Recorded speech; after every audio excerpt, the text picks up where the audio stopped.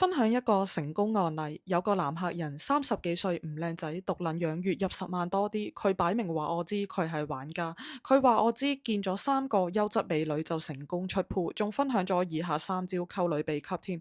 第一招，佢話見到心儀嘅女仔唔送貴嘢，淨係塞大約2000蚊貼士俾女仔買零食，女仔覺得佢大方得嚟唔肉酸，之後反而主動推進關係。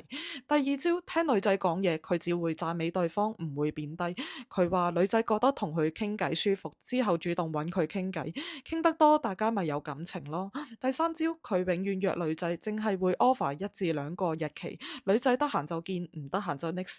女仔只會覺得佢係一個有上進心嘅大忙人，唔會覺得佢係冇嘢做嘅狗公。各位男士，不論你係想短期關係定係想揾另一半，都可以參考我呢位男客人嘅做法，因為人版俾你睇呢幾招係 work 嘅。當然公平起見，我介紹嘅女生都係知情同意啦。By the way，需要配對服務嘅男士同埋優質美女，歡迎私信我，拜拜。